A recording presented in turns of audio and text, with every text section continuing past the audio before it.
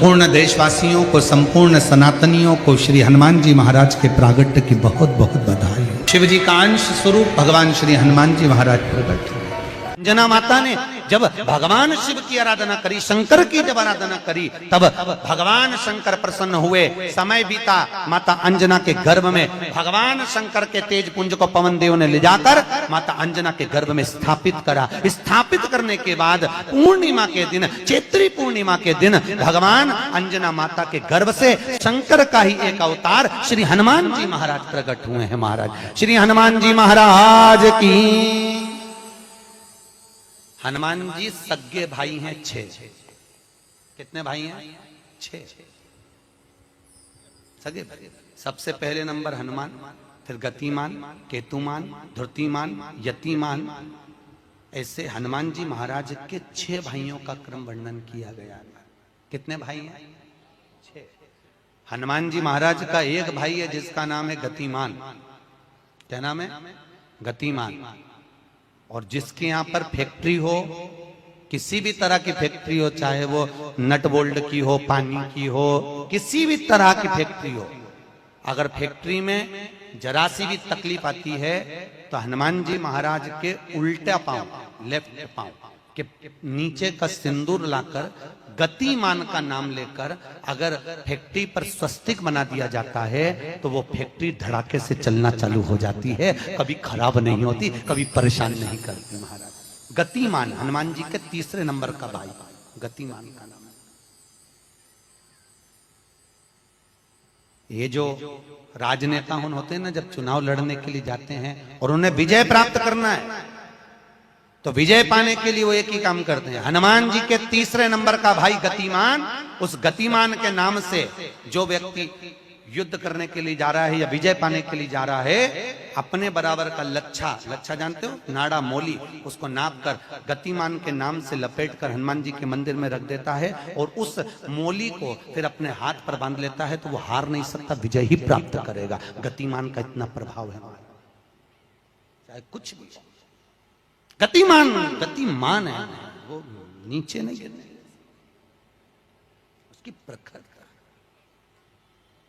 गतिमान श्री हनुमान जी महाराज का प्रागट्य हुआ। अंजना माता के गर्भ से श्री हनुमान जी महाराज प्रकट हुए। पवन तनय संकट हरन मंगल मूर्त रूप, राम लखन सीता सहित हृदय बसउ सुर भूप। श्री हनुमान जी महाराज प्रकट हुए। देवताओं ने पुष्पों की वृष्टि करी, गंधर्व गान करे, अप्सरा नृत्य करी, चारों तरफ सुख समाहित हुआ। श्री हनुमान जी महाराज की। हनुमान जी महाराज। यदि कोई नारी, कोई स्त्री श्वेत अक्षत, श्वेत पुष्प चैत्र पूर्णिमा के दिन शिव को समर्पित करती है, उसके गर्भ से संतान जरूर होती है। वो बिना संतान के रह नहीं सकती, उसको संतान की प्राप्ति जरूर। एक कथा मिलती है और उस कथा में ये 2 चीजें आती हैं, 2 चीजें सामने आती हैं। एक आती है, स्त्री जब बच्चे को जन्म देती है और जन्म देने के बाद उसके कक्ष में प्रथम बार अग्नि का प्रवेश कराया जाता है, उसमें अजवाइन दी जाती है, उसका महत्व। और दूसरा, जब चैत्र आता है और चैत्र की जो पूर्णिमा होती है, उस चैत्र की पूर्णिमा में भगवान शंकर को चावल का दाना चढ़ाकर पुत्र की कामना करी जाती है, संतान की कामना करी जाती है। 2 चीजें इस कथा में मिलती है, आप थोड़ा ध्यान लगाकर इसको श्रवण करें। आनंदेश्वर महादेव 84 महादेव में एक महादेव है। अब उसका नंबर हमको तो स्मरण में है कि 33 नंबर पर होना चाहिए, पर यदि हमारे विवेक में वो नहीं नंबर आए तो उसमें आगे पीछे हो सकता है। पर आनंदेश्वर महादेव का चरित्र बड़ा।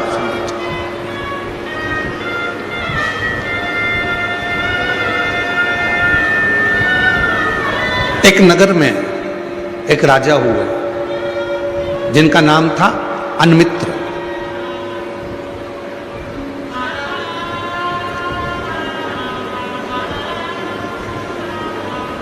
अन्मित्र राजा की धर्मपत्नी का नाम था वरवर्णी।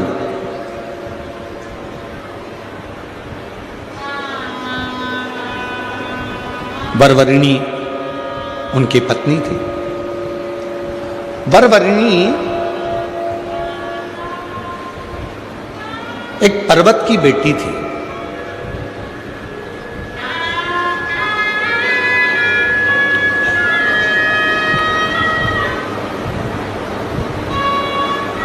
बड़ी सुंदर थी, विद्वान भी बहुत थी।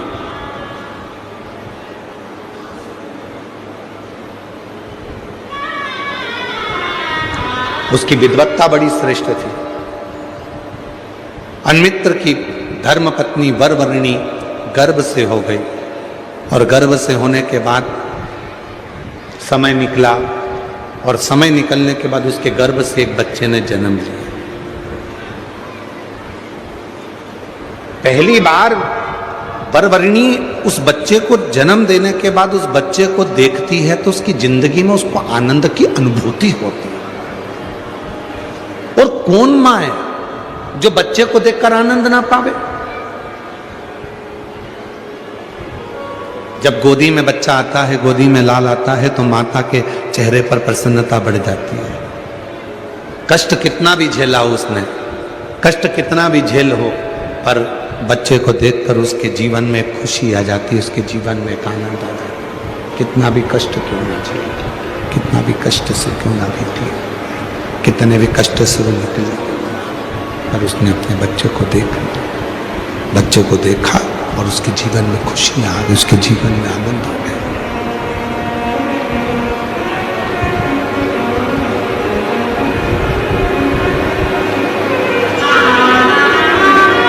महाराज वरवर्णी अपने पुत्र को देखती हैं, अपने बेटे को देखती हैं तो उनके जीवन में एक आनंद का अनुभव होने लगता है, आनंद की अनुभूति होने लगती है। अब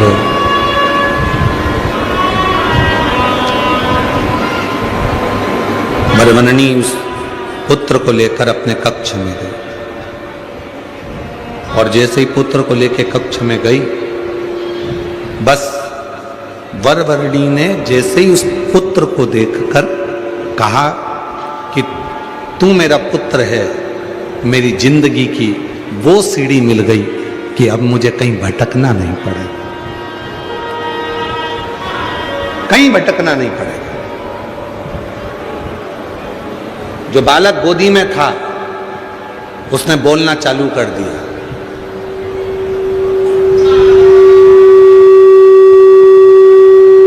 जन्म लिया बालक कभी बोलता नहीं पर वो बालक बोल रहा है। जन्म लिया बालक बोलता नहीं पर वो बालक बोल रहा है।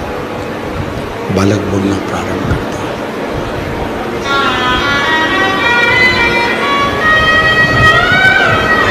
वरवर्णी ने तो सोचा था कि कभी कोई बालक बोलता ही नहीं है, वो बालक ने बोलना प्रारंभ कर दिया।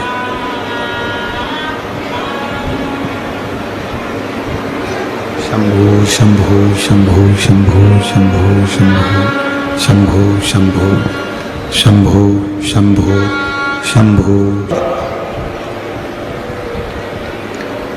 जब बालक बोलने लगा, उसके मुख से आवाज निकलने लगी, शब्द निकलने लगा। वरवर्णी जैसे ही बोली कि तू मेरा पुत्र है, तू मेरा आनंद है, तू मेरी वो सीढ़ी है जो मुझे सुख प्रदान करेगी, तो वो सीढ़ी है जो मुझे सुख देगी। दुख काल दया पुत्र बोलना प्रारंभ कर दिया और बेटे ने जैसे ही बोलना प्रारंभ करा, पुत्र ने जैसे ही बोलना प्रारंभ करा, बेटा जैसे ही बोलना प्रारंभ करा, वरवर्णी की बुद्धि स्थिर ही नहीं रही। आज तक मैंने नहीं देखा कि कोई बच्चा जन्म के समय पर बोल रहा। आज तक मैंने ये नहीं देखा कि कोई बच्चा जन्म के समय पर बोल रहा। शिव कथा कर रही है। अवंती का खंड, स्कंद पुराण, आनंदेश्वर महादेव की कथा वर्णन कर रहे हैं।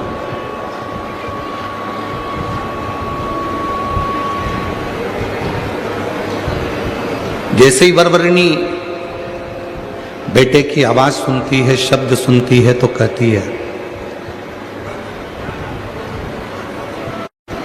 तुम क्या कहना चाहते हो? बच्चा कहता है कि आप कहती हो कि मैं तुम्हारी सोने की सीढ़ी हूं। सामने एक बिल्ली बैठी है, वो इंतजार कर रही है कि मां यहां से निकल कर जाए और मैं इस मांस के छोटे से टुकड़े को, इस बच्चे को लेकर भाग जाऊं, खा जाऊं। आप कहते हो कि मेरे सोने की सीढ़ी है। बिल्ली भी इंतजार कर रही है कि ये मेरा भोजन है। और एक असुरी, एक राक्षसी सामने बैठकर मुझे झांक रही है, जातहरणी, जिसका नाम है जातहरणी। वो भी मुझे देख रही है, वो भी मुझे खाना चाहती, वो भी मुझे ले जाना चाहती। जातहरणी का मतलब मालूम है? एक असुर हुए थे, दुस्सह असुर। ब्रह्मा जी जब तप साधना कर रहे थे, और तप साधना करने के बाद ब्रह्मा जी को जब बार बार उनको परेशान किया जा रहा था उस तप साधना में, तो एक असुर प्रकट हो गए थे जिसका नाम था दुस्सह। दुस्सह असुर की एक बेटी थी जिसका नाम था जातहरणी। जातहरणी का काम क्या था? जातहरणी को वर प्राप्त था कि 3 घर से बच्चों की चोरी करेगी। पहले घर से बच्चा चुराती थी, दूसरे घर में रखती थी, दूसरे घर का बच्चा उठाती थी, तीसरे घर में रखती थी, और तीसरे घर का बच्चा उठाती थी और उसका भोजन वो खुद करती थी।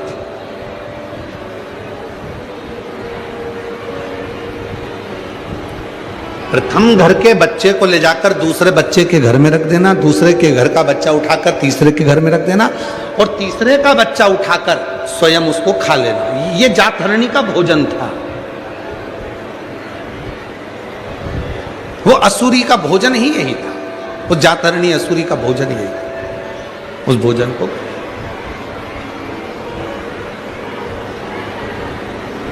बड़ा आश्चर्य, और बच्चे के मुख से सुनना। बच्चे ने कहा कि एक तरफ तो बिल्ली बैठी है, वो भी मुझे खाना चाहती है, और दूसरी तरफ जातहरणी है जो मुझे उठा कर ले जाना चाहती है, और एक तरफ तुम कहती हो कि तू मेरी सोने की सीढ़ी। मां बच्चे से उतना ही प्रेम करना चाहिए जितने बच्चा बिगड़े ना। बच्चे से उतना स्नेह करो। बच्चे को मोबाइल दो, मना नहीं है। बच्चे को लैपटॉप दो, मना नहीं है। बच्चे को शॉपिंग पर लेकर जाओ, मना नहीं है। पर बच्चे से उतना स्नेह करना जिससे बच्चा आपका कहीं गलत संगत में ना चला जाए। पर आज के जमाने में तो लोग बच्चे को भी झूठ बोलना सिखा देते। एक बच्चा जिद कर रहा था, मम्मी जा रही थी किटी पार्टी में, और बच्चा जिद कर रहा था, मैं भी चलूंगा, मैं भी चलूंगा। मां ने कहा नहीं, तेरी पढ़ाई कढ़ाई में, एग्जाम कढ़ाई में, चल पढ़ने बैठ, अभी ट्यूशन वाले सर आते होंगे, चल कोचिंग कर, पढ़। बच्चा कहने लगा नहीं, मैं भी जाऊंगा, मैं भी जाऊंगा। बच्चा जिद करने लगा। मां ने 10 रुपए निकाले पर्स में से, बच्चे को दे दिए, ले टॉफी खा लेना, और कोई भी आए ना और पूछे तेरी मम्मी कहां गई, तो कह देना पापा के साथ घूमने गई। झूठ बोलना किसने सिखाया? मां ने। कह देना पापा के साथ घूमने गई। अब आज मालूम पड़ा कि कोई साहब मर गए, पापा की जल्दी छुट्टी हो गई, और पापा की जल्दी छुट्टी हुई। पापा की जल्दी छुट्टी हुई, और जैसे ही पापा की जल्दी छुट्टी हुई तो पापा आज घर पर जल्दी आ गए, और घर पर आए, उन्होंने दरवाजा बजाया। घर पर आने के बाद में दरवाजा बजाते और दरवाजा बजाया। पापा ने जैसे दरवाजा बजाया, वो पप्पू बाहर आया। आकर उसने टॉफी खा रहा था। पिताजी ने पिता की आदत रहती है आते से पूछते क्या तेरी मम्मी नहीं दिख रही, आते से ही पूछेंगे तुमचा आई कठे, आई कहाँ है, तुरंत आते से पूछेंगे। और उसने तुरंत आते से पूछा क्यों तेरी माँ नहीं दिख रही, तेरी मम्मा नहीं दिख रही। इतने में बच्चा टॉफी खा रहा था, उसने देखा ही नहीं कि पापा है, उसने तो कह दिया मम्मी पापा के साथ घूमने गई है। पापा ने एक थप्पड़ रख कर दिया, तेरा बाप यहां खड़ा किसके साथ चली गई, तेरा पिता तो यहीं खड़ा। फिर वो गई किसके साथ, किसके साथ गई, बस इतना सुना। झूठ बोलना सिखा दिया मां ने। बच्चे को ट्यूशन में बैठकर पढ़ाना सिखाना पड़ता है, बच्चे को कोचिंग देना पड़ती है। केवल एक मोबाइल ऐसा होता है कि किसी बच्चे को मोबाइल की कोचिंग नहीं देना पड़ती है।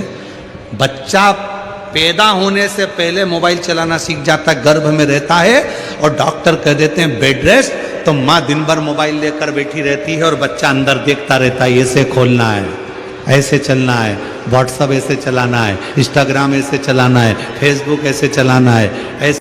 चैत्र पूर्णिमा के दिन शिव को यदि कोई नारी, कोई स्त्री श्वेत अक्षत, श्वेत पुष्प चैत्र पूर्णिमा के दिन शिव को समर्पित करती है, उसके गर्भ से संतान जरूर होती है। वो बिना संतान के रह नहीं सकती, उसको संतान की प्राप्ति जरूर।